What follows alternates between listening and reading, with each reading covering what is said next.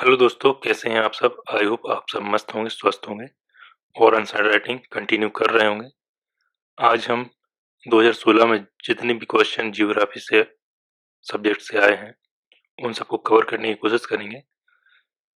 I hope आपको ये जो भी आंसर राइटिंग का जो मटेरियल मैं आपको प्रोवाइड कराता हूँ, उससे रिलेटेड आपको जो भी क्यूरीज होती हैं, जो भी डाउट होते हैं, आप मुझे कमेंट करके ज़रूर पूछा करिए। साथ ही आपको इससे और कौन सा मतलब कहना चाहिए कि आगे कौन सी वीडियो आपको चाहिए, या जियोग्राफी से चाहिए, या किस सब्जेक्ट से, किस टॉपिक से रिलेटेड आप प्रीवियस ईयर क्वेश्चन चाहते हैं, उसको आप मुझे कमेंट करके ज़रूर बताइएगा।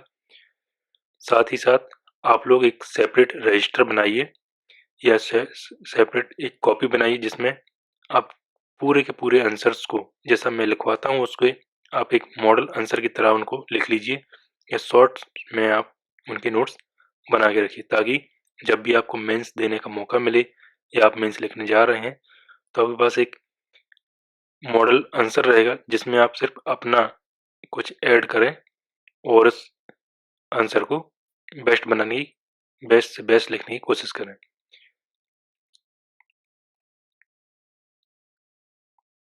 तो चलिए शुरू करते हैं लिखना। अभी मैं आपको बता दूं, ये जो स्लाइड है, जिन जिन स्टूडेंट्स के पास बुक्स नहीं है, जैसे एनसीईआरटी की बुक्स है, सिविल सेवा में जो राज्य व्यवस्था की बुक आती है, अगर वो चाहिए आपको, अदर बुक्स चाहिए, कोई भूगोल की है, साथ ही एटलस वगैरह, आपको जो भी बुक्स चाहिए उन सभी की आपको एक शॉर्ट लिंक दी गई है। ये डायरेक्ट लिंक है, आप इन पर क्लिक कीजिए तो आपको डायरेक्ट इन, ये अमेजोन की लिंक है, आप यहाँ से डायरेक्ट बुक्स वगैरह आप परचेज कर सकते हैं। तो हम देखते हैं क्वेश्चन एक एक करके। 2016 में आए हुए जियोग्राफी क्वेश्चन देखते हैं। क्वेश्चन है कि भारत के सूखा प्रवण एवं अर्ध शुष्क प्रदेशों में लघु जल संपर्क विकास परियोजनाएं किस प्रकार जल संरक्षण में सहायक हैं। सबसे पहले हमें ये जानना है कि हिंदी में लिखा है जल संभरण विकास, इट मीन्स इंग्लिश में होता है माइक्रो वाटरशेड डेवलपमेंट। और ये किस तरह से सूखा प्रवण क्षेत्रों में और अर्ध शुष्क प्रदेशों में ये लाभकारी हैं और जल संरक्षण का कार्य करते हैं। तो देखते हैं ये क्या है और कैसे काम करते हैं। जल संभर एक ऐसा भौगोलिक क्षेत्र है जहां वर्षा तथा पिघलती बर्फ का पानी, या सीधे सीधे कहना चाहिए जहां पर वर्षा जल या कोई सा भी जल नदियों या नालों से बहकर एक ही स्थान पर एकत्रित हो जाए और फिर इस स्थान से पानी बहकर आगे बढ़ जाए, क्या होता है। लघु जल संभर का आकार कितना होता है, 500 से 1000 हेक्टेयर तक होता है। और विश्व बैंक के अनुसार भारत में 2030 तक पानी की मांग की आधी ही आपूर्ति हो पाएगी। ये मैंने बहुत शॉर्ट में लिखा है, आप चाहें तो इसको और डिटेल कर सकते हैं। इसमें हम बता सकते हैं कि 500 से 1000 हेक्टेयर तक जहां पर क्या होता है, वर्षा का पानी या पिघलती हुई बर्फ का पानी या नदी नालों का बहकर पानी जो एकत्रित होता है, उसे जल संभर कहते हैं। और इसका विकास करना क्यों जरूरी है, क्योंकि अभी हाल ही में जो विश्व बैंक की रिपोर्ट आई है, और ये खासकर जब ऐसे टाइम पे आई जब जिसने बताया है कि भारत में 2030 तक पानी की आपूर्ति कितनी होगी, सिर्फ आधी हो पाएगी और हमें पानी, पीने का पानी अवेलेबल नहीं रहेगा। तो ऐसे क्षेत्रों में ये माइक्रो वाटरशेड क्यों बनाए जा रहे हैं, इसके बनाने से क्या फायदे हैं, वो हम आगे लिख रहे हैं। माइक्रो वाटरशेड डेवलपमेंट प्रोग्राम को भारत के सूखाग्रस्त और अर्धशुष्क क्षेत्रों के संरक्षण के लिए सबसे महत्वपूर्ण माना जा रहा है। अर्धशुष्क क्षेत्रों में बहुत कम वर्षा होती है और साथ ही यह क्षेत्र वनों की कटाई और मरुस्थलीकरण से प्रभावित होते हैं। लघु जल संरक्षण परियोजनाएं क्षेत्र के पारिस्थितिकी को बनाए रखने के साथ वाष्पीकरण की दर को कम कर देती हैं। माइक्रो वाटरशेड डेवलपमेंट की रणनीतियों में शामिल हैं। क्या क्या शामिल हैं वो देखते हैं। तालाब, झीलों आदि जैसे जल संग्रहण के प्राकृतिक स्रोतों को बहाल करना, बारिश के पानी को संग्रहित करने के लिए टंकियों, कृत्रिम तालाबों, बांधों इत्यादि जैसे बुनियादी ढांचे का विकास करना, मृदा अपरदन को रोकना, बंजर भूमि में वृक्षारोपण जैसे कार्यक्रम की शुरुआत करना, भूजल पुनर्भरण और मृदा की नमी का संरक्षण करना, जल संसाधनों को अर्धशुष्क क्षेत्रों में युक्ति संगत उपयोग के माध्यम से वनस्पति आवरण को बढ़ाया जा सकता है। लघु जल संभर कार्यक्रम से मवेशियों को चारा एवं पेयजल की उपलब्धता सुनिश्चित होगी, हरित क्षेत्रों में वृद्धि होगी। लघु जल संभर विकास कार्यक्रम के माध्यम से विदर्भ, बुंदेलखंड, राजस्थान इत्यादि क्षेत्रों में अभूतपूर्व सफलता मिल सकती है। इस कार्यक्रम का उद्देश्य भूजल और सतही जल के संग्रहण और तर्कसंगत उपयोग से उस क्षेत्र की पारिस्थितिकी का संरक्षण होगा और भविष्य में कृषि हेतु जल उपलब्ध रहेगा। जैसा कि आपने हमने देखा है कि जहाँ पर अर्धशुष्क और सूखा प्रवण क्षेत्र होते हैं वहाँ पर माइक्रो वाटरशेड डेवलपमेंट प्रोग्राम क्यों चलाए जा रहे हैं और उनके चलाने से वाटर कंजर्वेशन किस तरह से किया जा रहा है। जैसे कि हमने देखा इसमें क्या क्या रणनीतियां, तो जैसे झील तालाब के पास जो है प्राकृतिक स्रोतों को उसमें वाटर लेवल को बढ़ा सकते हैं उनकी इन सब प्रोग्राम की वजह से। साथ ही जो बारिश का पानी है उसको टंकियों में एकत्रित कर सकते हैं, कृत्रिम तालाब खोद सकते हैं, बांधों आदि में इसका और जो भी बुनियादी ढांचे हैं उनका विकास करना हो सकता है। साथ में इसको करने से क्या होगा कि जो सॉइल इरोजन होता है उसको बहुत हद तक रोका जा सकता है या कम किया जा सकता है और बंजर भूमि पर वृक्षारोपण के कार्यक्रम की शुरुआत कर सकते हैं।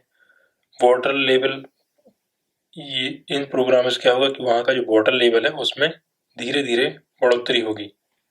साथ ही इसमें क्या होगा कि जैसे जैसे वहाँ पर वाटर लेवल बढ़ेगा वैसे वैसे वहाँ पर वनस्पति ऑटोमेटिक ग्रो करने लगेगी और साथ ही जो वृक्षारोपण कार्यक्रम चलाए जा रहे हैं उनको भी वहाँ पर चलाया जा सकता है,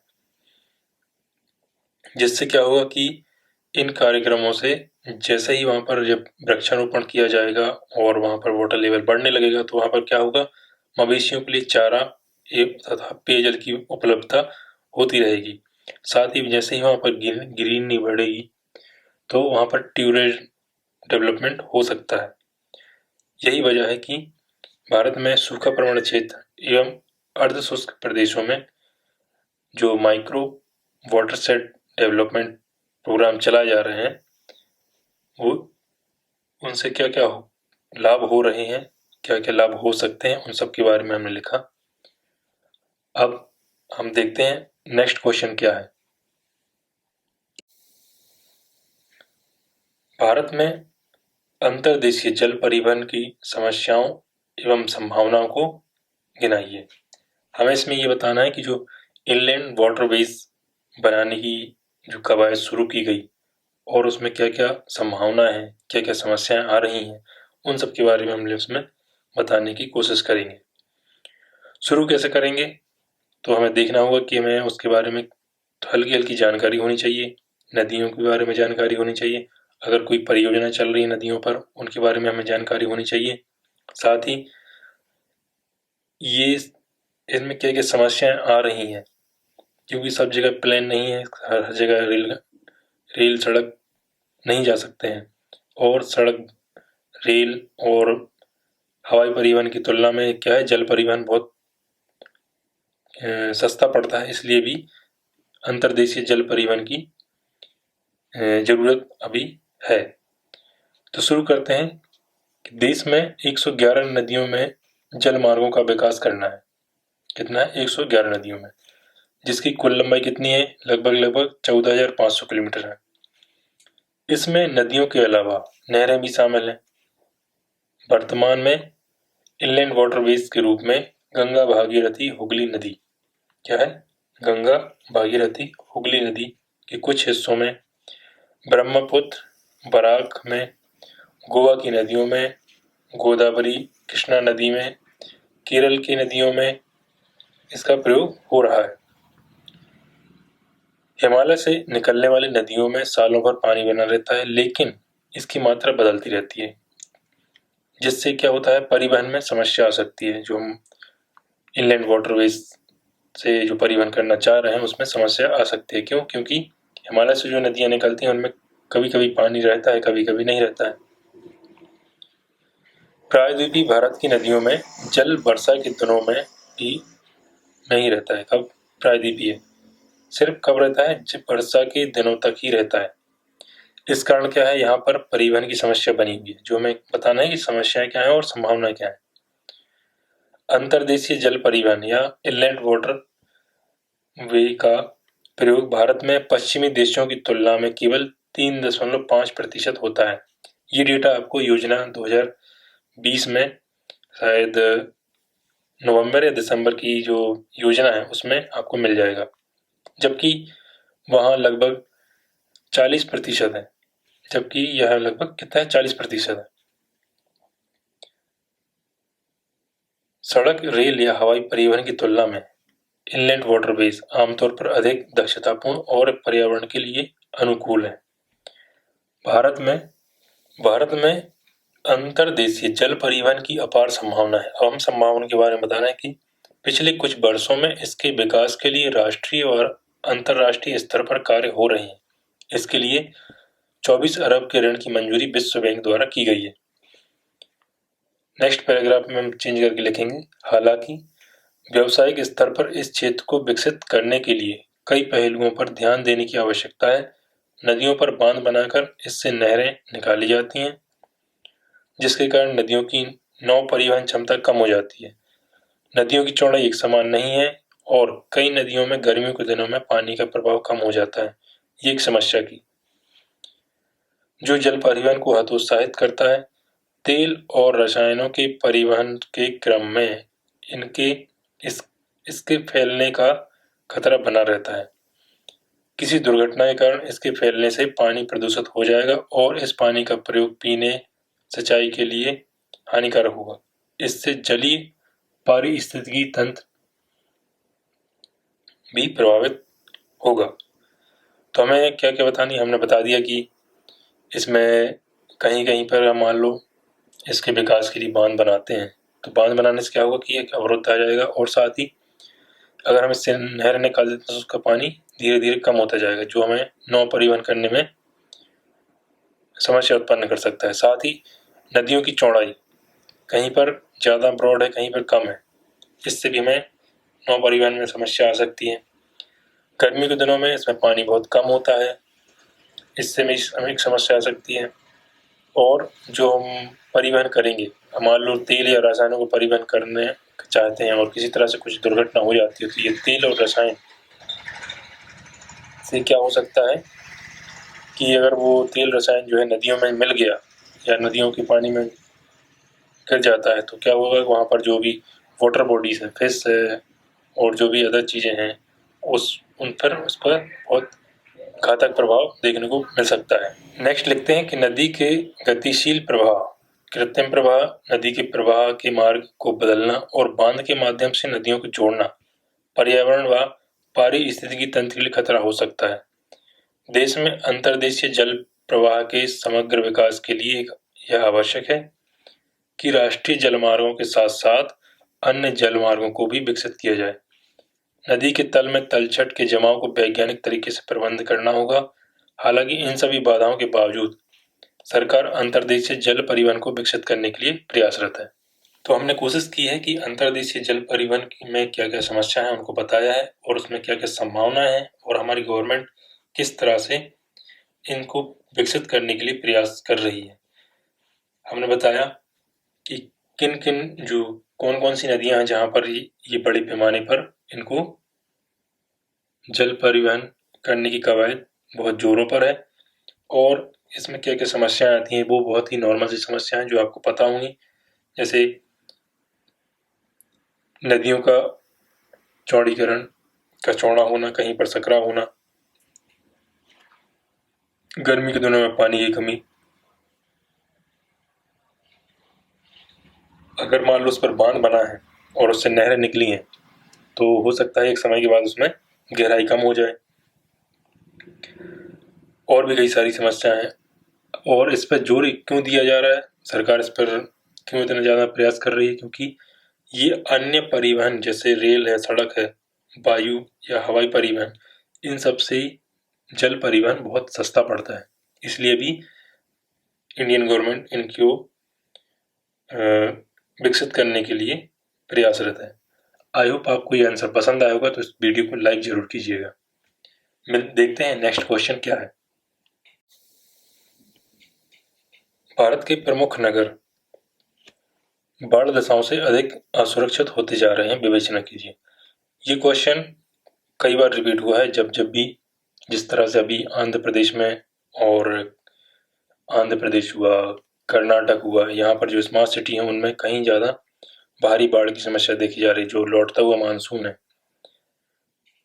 उससे क्या हो रहा है, काफ़ी ज़्यादा तेज बारिश हो रही है और वहाँ पर बाढ़ की स्थिति बन गई है। अभी आप रिसेंट में देख रहे होंगे। और ये जो स्मार्ट सिटीज़ हैं और प्रमुख नगर हैं कहना चाहिए, उनमें ये बाढ़ की समस्या क्यों हो रही है, इसकी क्या वजह है, इसका वीडियो मैं पहले भी बना चुका हूँ। आप जीएस पेपर 3 की जो प्ले लिस्ट है उसमें जाके ये इनका वीडियो आप देख सकते हैं। तो हम अभी 2016 में ये क्वेश्चन पूछा गया था, तो उसके परिप्रेक्ष्य में इसका आंसर लिखने की कोशिश करते हैं। शुरू करते हैं कि शहरी बाढ़ की बढ़ती प्रवृत्ति एक विश्वव्यापी घटना है और यह शहरी योजनाकारों के लिए एक बड़ी चुनौती है। शहरी क्षेत्र घनी आबादी के साथ साथ आर्थिक गतिविधियों के केंद्र हैं। इन्हें 27x7 मतलब हफ्तों भर और 24 घंटे सुरक्षित करने की आवश्यकता है। भारत में शहरी बाढ़ बढ़ती प्रवृत्ति के लिए दोषपूर्ण शहरी नियोजन के साथ निचले क्षेत्रों में अनियोजित निर्माण, जल निकासी का उचित प्रबंधन न होना, नालों में ठोस अपशिष्ट और जलवायु की बदलती स्थितियों के कारण कुछ ही समय में बहुत ज्यादा वर्षा को जिम्मेदार माना जाता है। दोषपूर्ण शहरी नियोजन, ठीक है। जैसे हमारे हिस्ट्री में अगर देखें अपन, तो वहां पर आपने देखा होगा कि सिंधु सभ्यता, जिसमें सिंधु सभ्यता में जिस तरह से वो नगरों का विकास हुआ है, जिस तरह से वहां पर जो कॉलोनियां मिली हैं, अगर हम उस तरह से शहरों को बसाएं तो हो सकता है ये जो बाढ़ों की समस्या है ये कम हो सकती है। लेकिन हुआ ये है कि अनियोजित निर्माण हुआ है निचले क्षेत्रों में, जल निकासी का व्यवस्था नहीं है। जो हम कहाँ से सीख सकते थे, जो हमारी पुरानी सभ्यता है वहां से हम इनको सीख सकते थे, लेकिन ये नहीं हुआ है। तो इसी वजह से यह क्या हो रहा है, शहरी बाढ़ों की बढ़ती प्रवृत्ति का हमें उदाहरण देखने को मिल रहा है। इसके अलावा समय पर तैयारियों का भी अभाव है। जल निकासी प्रणाली के लिए कोई कानून संरक्षण नहीं है। आवास और अन्य भवनों के लिए नदी के जलग्रहण क्षेत्र का अतिक्रमण किया गया है। इसके लिए आवास और अन्य भवनों के लिए मौसम विभाग के पास भारी बारिश का सही अनुमान लगाने की क्षमता अभी भी नहीं है। और यही कारण है कि हमारा जो मेट्रोलॉजिकल डिपार्टमेंट है वो कुछ घंटों तक ही सटीक सटीक जानकारी दे सकता है। नेक्स्ट लिखते हैं कि जब तक सुधारात्मक उपाय तुरंत नहीं किए जाते तब तक शहरी बाढ़ एक प्रवृत्ति बना रहेगा। शहरी बाढ़ की बारंबारता को कम करने के लिए निम्नलिखित उपाय किए जा सकते हैं। अब हम उपाय बता रहे हैं कि क्या क्या उपाय किए जा सकते हैं। पहला उपाय हमने लिखा है, जलग्रहण क्षेत्र और सहायक प्रणालियों के साथ साथ शहरी झीलों की सुरक्षा के लिए कानून की आवश्यकता है। ये बहुत जरूरी है। नेक्स्ट है, शहरी नियोजन को भूवैज्ञानिक और जल वैज्ञानिक या हाइड्रोलॉजी क्षेत्र के अध्ययन के साथ एकीकृत किया जाना चाहिए और नए विकासात्मक कार्य झीलों और आर्द्र भूमि की कीमत पर नहीं होना चाहिए। नेक्स्ट है, नीति निर्माताओं को विकास परियोजनाओं को क्रियान्वयन करने के क्रम में हाइड्रो जियोलॉजिकल चक्रों में हस्तक्षेप नहीं करना चाहिए। नेक्स्ट, जल निकायों की सुरक्षा और संरक्षण के लिए एक प्राधिकरण होना चाहिए। नेक्स्ट है कि केंद्र सरकार को केवल उन शहरों को पानी की आपूर्ति के लिए आर्थिक मदद देनी चाहिए जो अपने स्वयं के जल स्रोतों को संरक्षित करते हैं। नेक्स्ट हमने क्या लिखा है, नालियों के चौड़ीकरण के साथ साथ मल प्रवाह पद्धति के नेटवर्क को मजबूत करना होगा। अगर ये वाला पॉइंट का काम कर लें तो बहुत हद तक ऊपर दिए गए जितने भी हमने उपाय बताए उनको करने की जरूरत ही ना पड़े। ये एक बहुत ही मेजर इशू है आज के समय में। नेक्स्ट है, भूमि पर अवैध अतिक्रमण करने वाले और जलाशयों को समाप्त करने वालों पर कानूनी कार्रवाई करनी चाहिए। ये दो पॉइंट ऐसे हैं जिनको अगर कर लिया जाए तो ऊपर दिए हुए जो हमने उपाय बताए उनको करने की आवश्यकता ही नहीं पड़ेगी। आज शहरी बाढ़ की स्थिति मुंबई, चेन्नई, गुरुग्राम, बेंगलुरु, हैदराबाद, कोलकाता, श्रीनगर जैसे कई शहरों में बनी हुई है। तो हमने देखा किस तरह से जो स्मार्ट सिटी हैं या भारत के प्रमुख नगर हैं बाढ़ से किस तरह से ग्रसित हैं। जो उपाय बताए गए हैं उन पर आप एक बार अपनी राय दीजिए कमेंट करके कि वो उपाय सही लिखे हैं, और यदि आप उसमें कुछ ऐड करना चाहें तो आप कमेंट करके मुझे बता भी सकते हैं, ताकि इन उपायों से भी आप कुछ एक्स्ट्रा अगर आप जानते हैं या आपको कहीं पता चलता है तो इसमें मुझे कमेंट करके जरूर बताइएगा। देखते हैं नेक्स्ट क्वेश्चन क्या है। वर्तमान संदर्भ में दक्षिणी चीन सागर का भू राजनीतिक महत्व बहुत बढ़ गया है, टिप्पणी कीजिए। ये जियोग्राफी भी आया है और ये इंटरनेशनल IR जो हमारा पेपर है जिसमें IR में, उसको आप IR में भी ले सकते हैं। इस प्रश्न की शुरुआत करते हैं कि प्रशांत महासागर की उत्तर व पश्चिम भाग का हिस्सा कौन सा? प्रशांत महासागर का उत्तर व पश्चिमी भाग हिस्सा दक्षिणी चीन सागर कहलाता है, का सीमांत सागर है। यह चीन के दक्षिण में स्थित है और दक्षिण चीन सागर के नाम से जाना जाता है। दक्षिण चीन सागर की मूलभूत समस्या इससे लगने वाले 6 देशों को शामिल करने वाली क्षेत्रीय संप्रभुता है। यह क्षेत्र सबसे व्यस्त समुद्री व्यापारिक मार्गों में से एक है और यही कारण है कि चीन ने इस दक्षिणी चीन सागर पर अपना दबदबा बनाने की कोशिश हमेशा करता रहा है। इस कारण इसका अपना रणनीतिक महत्व है। यहाँ प्राकृतिक गैस, तेल के अलावा खनिज, जैविक संसाधन के भंडार उपलब्ध होने की बात कही जा रही है। प्राकृतिक संसाधनों की उपलब्धता इसे भू राजनीतिक रूप से महत्वपूर्ण बनाता है। जिस तरह से मैंने आपको बताया कि चीन जो है कैसे भी करके इसको अपने क्षेत्र में लाने की कोशिश कर रहा है, और वहां पर अगर कोई भी व्यापारी या व्यापारिक जहाज वहां पर जाता है या किसी भी तरह की कोई भी देश उसमें हस्तक्षेप करता है तो उसकी तीखी प्रक्रिया चीन के द्वारा की जाती है।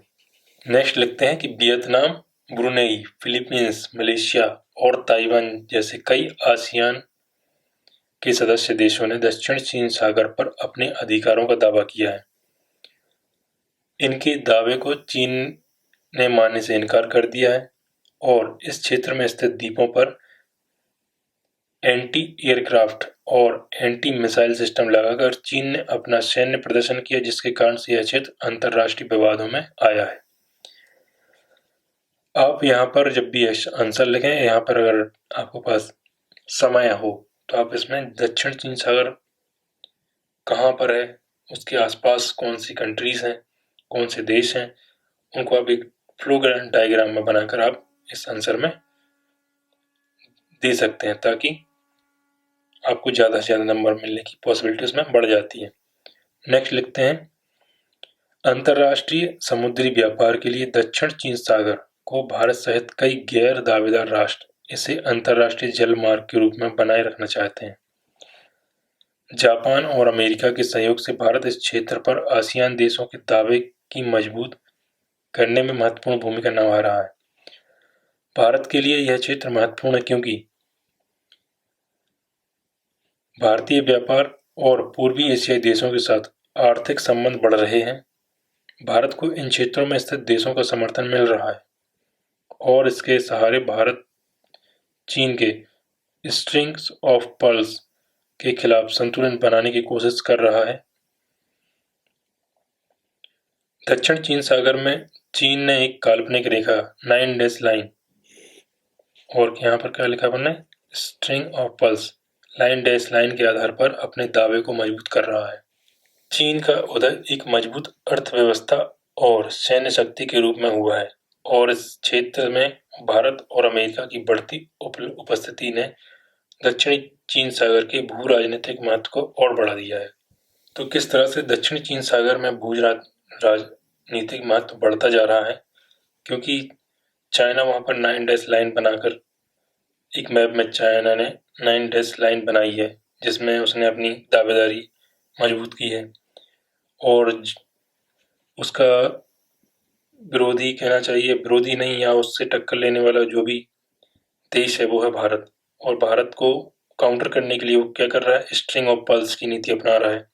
वो धीरे धीरे भारत को घेरने की कोशिश कर रहा है ताकि एशिया में चीन से ज़्यादा, चीन क्या है, अपना प्रभुत्व जमाने की भरपूर कोशिश कर रहा है। और जो आर्थिक गलियारा है या आर्थिक समुद्री मार्ग है जो कहाँ से जाता है, दक्षिण चीन सागर से होते हुए जाता है, उस पर वो अपना दावा मजबूत कर रहा है ताकि जो भी आर्थिक गतिविधियां होती हैं, जो भी लेन देन होता है, उससे चीन को बहुत ज़्यादा फायदा है। यह कहना चाहिए कि उस समुद्री मार्ग पर अगर किसी का काबू हो जाता है तो उसको आर्थिक लाभ मिलेगा ही मिलेगा। साथ ही कई अन्य चुनौतियां जो अभी हो रही हैं उससे भी चीन अपने सैन्य प्रदर्शन कर रहा है। कई बार कहीं कहीं पर उसने एंटी एयरक्राफ्ट मिसाइल लगाई हैं, कहीं पर ये सिस्टम लगाकर उसने क्या किया है, वहां पर जो भी समुद्री जल मार्ग से जहाज वगैरह जाते हैं उनको हमेशा खतरा बना रहता है।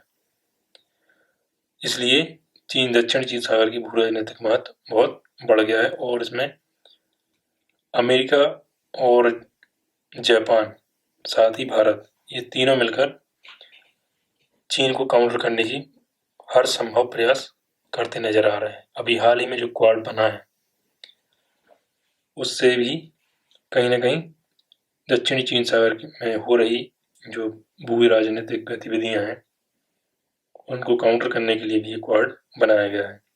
आई होप आपको ये आंसर पसंद आया होगा, तो इस वीडियो को लाइक कीजिए और भी हम देखते हैं नेक्स्ट क्वेश्चन क्या है। क्वेश्चन है 2020 में भी इसको रिपीट किया गया है लेकिन थोड़ा सा टर्म चेंज हो गई है, वो मैं आपको बाद में बताऊंगा। भूमि एवं जल संसाधनों का प्रभावी प्रबंधन मानवीय विपत्तियों को प्रबल रूप से कम कर देगा, स्पष्ट कीजिए। इसको हम लिखते हैं कि धरती के पास हर किसी की जरूरतों के लिए पर्याप्त है लेकिन हर किसी की लालच के लिए पर्याप्त नहीं है ना। ये एक बहुत बढ़िया लाइन है इसको, इस आंसर को शुरू करने के लिए, कि भूमि एवं जल संसाधनों का प्रभावी प्रबंधन मानव विपत्तियों को प्रबल रूप से कम कर देगा। तो जो मानव है वो क्या है, उसके परिप्रेक्ष्य में एक लाइन है कि धरती के पास हर किसी की जरूरत के लिए पर्याप्त है लेकिन हर किसी के लालच के लिए पर्याप्त नहीं है। यह उदाहरण मानव की प्रवृत्ति को दर्शाता है, मानव की प्रवृत्ति को दर्शाता है। पृथ्वी पर संसाधन सीमित है, ये हम सभी जानते हैं, लेकिन दिन प्रतिदिन क्या हो रहा है, हमारी जनसंख्या बढ़ती ही जा रही है, जिससे क्या हो, जो संसाधन पृथ्वी पर मौजूद हैं, जो सीमित मात्रा है, उन पर क्या हो रहा है, उन पर दबाव बहुत ज्यादा बढ़ रहा है। बढ़ती जनसंख्या के कारण संसाधनों की पूर्ति सभी के लिए पर्याप्त मात्रा में उपलब्ध कराना संभव नहीं हो पा रहा है। यह कहना चाहिए कि संसाधनों पर अति दोहन और उन पर जो डिपेंडेंसी वो बढ़ रही है, साथ ही इन पर प्रेशर भी बढ़ रहा है। राष्ट्रीय राजमार्गों के किनारे वृक्षारोपण आदि के माध्यम से भूमि उपयोग के स्वरूप में सुधार किया जा सकता है। वृक्षारोपण करके भी बहुत सारी चीजें की जा सकती हैं। भूमि का उपयोग के स्वरूप में सुधार किया जा सकता है। यह भूमि संसाधनों के प्रबंधन हेतु अहम है। जीपीएस एवं जीआईएस टेक्निक का उपयोग कर भूमि का सही डेटा प्राप्त किया जा सकता है। इससे भूमि की उपलब्धता एवं उसके उपयोग की प्राथमिकता तय की जा सकती है। भारत सरकार के वृक्षारोपण के 33% लक्ष्य को प्राप्त करने हेतु चारागाहों, नदियों, नहरों, सड़क, रेलवे पटरियों के किनारे इत्यादि स्थानों पर वृक्षारोपण कर इसे प्राप्त किया जा सकता है। इससे क्या हो सकता है? इससे पर्यावरण को रक्षा के साथ साथ रोजगार भी उपलब्ध हो सकते हैं। नेक्स्ट लिखते हैं कि जल ही जीवन है। ये हम सभी जानते हैं, जल ही जीवन है। जल के बिना जीवन की कल्पना भी मुश्किल है। क्या है? जल ही जीवन है और जल के बिना जीवन की कल्पना भी मुश्किल है। जल नहीं तो कल नहीं। यह कथन जल के प्रभावी प्रबंधन की महत्ता को व्यक्त करता है। जल संसाधन प्रबंधन के तहत पानी का विवेकपूर्ण उपयोग, उन्नत जल संचयन और सतही पानी की बर्बाद होने से बचाना शामिल है। भूजल का सबसे ज्यादा उपयोग कृषि क्षेत्र में होता है और खेतों में अत्यधिक पानी बहकर निकल जाता है, जो भूजल की कमी का प्रमुख कारण है। फव्वारा और टपकन सिंचाई के माध्यम से जल की बचत की जा सकती है। मानवीय विपत्ति को समाप्त करने के लिए भूमि और जल संसाधनों के प्रबंधन को आर्थिक क्षमता और स्थिरता द्वारा निर्देशित किया जाना चाहिए। एक छोटा सा आंसर लिखा है, आई होप आपको पसंद आया होगा। तो देखते हैं नेक्स्ट क्वेश्चन क्या है।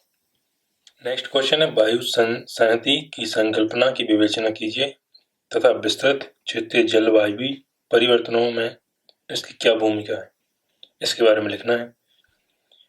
शुरू करते हैं लिखना कि वायु संहति वायु के उस विस्तृत भाग को कहते हैं जिसके अंदर तापमान और आर्द्रता की समान विशेषताएं पाई जाती हैं। इसमें विभिन्न ऊंचाइयों पर क्षैतिज रूप से तापमान और आर्द्रता संबंधी लगभग समानताएं विद्यमान होती हैं। वायु संहति उद्भव क्षेत्र में अनेक दिनों तक स्थिर होने के बाद अपने जलवायु लक्षणों का विकास करती हैं। वायु संहतियां आमतौर पर समुद्र, मरुस्थल या बर्फ से ढके मैदानों के उन क्षेत्रों में बनते हैं जहां पर हवाएं कमजोर और स्थिर हैं। एक बार उत्पन्न होने के कारण ये वायु राशियां आगे की ओर प्रवाहित होना शुरू कर देती हैं और अपने रास्तों में आने वाले क्षेत्रों को प्रभावित करती हैं। वायु संहतियों को उसमें मौजूद तापमान और आर्द्रता संबंधी विशेषताओं के आधार पर वर्गीकृत किया जाता है। हम देखेंगे कि वायु संहतियां की विशेषताएं क्या हैं और कितने आधार पर उसको वर्गीकृत किया गया है। उष्णकटिबंधीय वायु संहति गर्म होती है, इसको आप अंडरलाइन कर लेना। यह गर्म होती है और ध्रुवीय वायु संहति ठंडी होती है।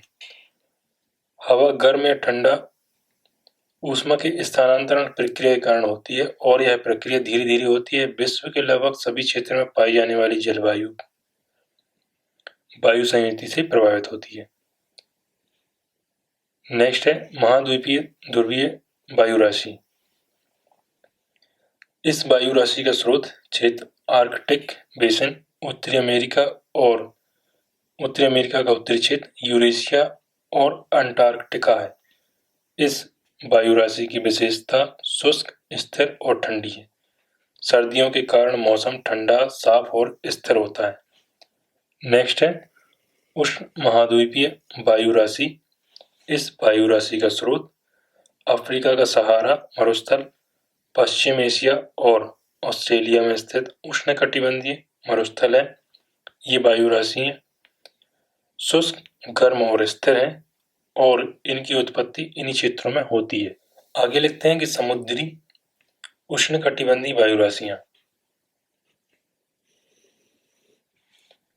इस वायु राशि का स्रोत उष्णकटिबंधीय और उपोष्णकटिबंधीय क्षेत्रों में स्थित महासागर है, जैसे मैक्सिको की खाड़ी, प्रशांत अटलांटिक महासागर। ये वायु राशियां गर्म, आर्द्र और अस्थिर होती हैं। नेक्स्ट है समुद्री ध्रुवीय वायु राशियां। इस वायु राशि की उत्पत्ति 40 डिग्री से 60 डिग्री अक्षांशों के बीच दोनों गोलार्धों में स्थित महासागरों में होती है। ये वास्तव में महाद्वीपीय ध्रुवीय वायु राशियां होती हैं, जो अपने प्रवाह के कारण गर्म महासागर में चली गई हैं और वहां की उष्णता भी ग्रहण कर ली है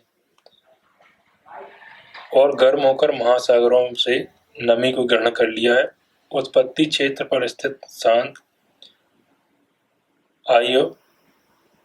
शांत, आर्द्र और अस्थिर हैं। ये ऐसे क्षेत्र हैं जो एक समय के बाद अस्थिर हो जाते हैं। इसलिए जलवायु राशि विशेष रूप से समशीतोष्ण अक्षांशों में सूक्ष्म जलवायु परिवर्तनों में महत्वपूर्ण भूमिका निभाते हैं। देखते हैं नेक्स्ट क्वेश्चन क्या है। नेक्स्ट क्वेश्चन है कि भारत में नगरीय जीवन की गुणवत्ता की संक्षिप्त पृष्ठभूमि के साथ स्मार्ट नगर कार्यक्रम के उद्देश्य और रणनीति बताइए। हम बताएंगे कि स्मार्ट नगर क्या है, इसके कार्यक्रम में क्या क्या इसके उद्देश्य होते हैं, इन सब के बारे में देखेंगे। और अभी आपने पीछे भी अभी रिसेंट में जो प्रीवियस क्वेश्चन देखा है उसमें हमने देखा है कि स्मार्ट सिटी में बाढ़ की समस्या हो रही हैं। वो क्यों हो रही हैं और स्मार्ट नगर कैसे बनाए जाने चाहिए उसके बारे में आपको यहाँ पर सुझाव भी मिल जाएंगे। तो देखिए, लिखते हैं स्मार्ट सिटीज की से क्या इसके उद्देश्य है, कैसी इसकी रणनीति है और उसके जीवन पर, मानव जीवन पर क्या प्रभाव पड़ेंगे। शुरू करते हैं कि शहरीकरण क्या है। आर्थिक, सामाजिक, राजनीतिक प्रतीक का सूचक है, लेकिन हाल के वर्षों में शहरीकरण के कारण जल, बिजली, सार्वजनिक शौचालय, कचरा निपटाना आदि ऐसी नागरिक सुविधाओं में काफी कमी आ गई है। भौतिक, संस्थागत, सामाजिक और आर्थिक जैसी बुनियादी ढांचे के विकास से शहरों में सुधार किया जा सकता है। राष्ट्रीय अर्थव्यवस्था में शहरी क्षेत्रों के बढ़ते योगदान को देखते हुए सरकार ने अत्याधुनिक सुविधाओं और आधुनिक बुनियादी ढांचे के विकास के साथ भारत के 100 शहरों को स्मार्ट शहर बनाने की घोषणा की गई। स्मार्ट नगर क्यों बनाए जा रहे हैं, इस कार्यक्रम के उद्देश्य क्या है, हम उनको देखते हैं और इनमें क्या क्या होना चाहिए, स्मार्ट नगर में क्या क्या होना चाहिए। सबसे पहले लिखा है कि पर्याप्त जलापूर्ति हो, लेकिन विश्व बैंक के अनुसार अगर देखा जाए तो 2030 तक भारत में आधे से भी कम पीने योग्य पानी की आपूर्ति नहीं हो पाएगी। बिजली आपूर्ति सुनिश्चित करना है, स्वच्छता, ठोस अपशिष्ट प्रबंधन करना है, बिजली आपूर्ति सुनिश्चित करना है। और अभी ये देखा होगा आपने, कोल क्राइसिस जैसे हुआ है उससे बिजली आपूर्ति की समस्या बढ़ गई है। कुशल शहरी गतिशीलता और सार्वजनिक परिवहन की उचित व्यवस्था हो, किफायती आवास हो, विशेष रूप से गरीबों के लिए आवास की व्यवस्था कैसे की जा रही है, प्रधानमंत्री आवास योजना के तहत की जा रही है। सुदृढ़ सूचना प्रौद्योगिकी और डिजिटलाइजेशन का विकास हो। डिजिटलीकरण पर मैं आपको एक पहले वीडियो बना चुका हूँ, आप उसके बारे में मैं आपको आई बटन पर आपको जीएस पेपर 3 की जो प्लेलिस्ट है उसमें आपको इसके बारे में मिल जाएगा। सुशासन, विशेष रूप से ई गवर्नेंस और नागरिक भागीदारी इसमें हो। तो ई गवर्नेंस के ऊपर भी आपको एक वीडियो मिल जाएगा उसमें जीएस पेपर 3 की लिस्ट में। टिकाऊ पर्यावरण हो, नागरिकों की सुरक्षा और संरक्षा, विशेष रूप से महिलाओं, बच्चों और बुजुर्गों की सुरक्षा उसमें सुनिश्चित हो। स्वास्थ्य एवं शिक्षा की जो मूलभूत जरूरतें हैं उसको पूरा किया जाए। तब ये सब जब हो जाएंगे किसी नगर में तो हम उसको स्मार्ट नगर कहने लगेंगे। नेक्स्ट देखते हैं कि हमें क्या क्या इसमें विकास करने चाहिए और क्या क्या इसमें सुधार करने की आवश्यकता है। स्मार्ट नगर कार्यक्रम का विशेष ध्यान क्या है, स्थायी और समावेशी विकास पर है।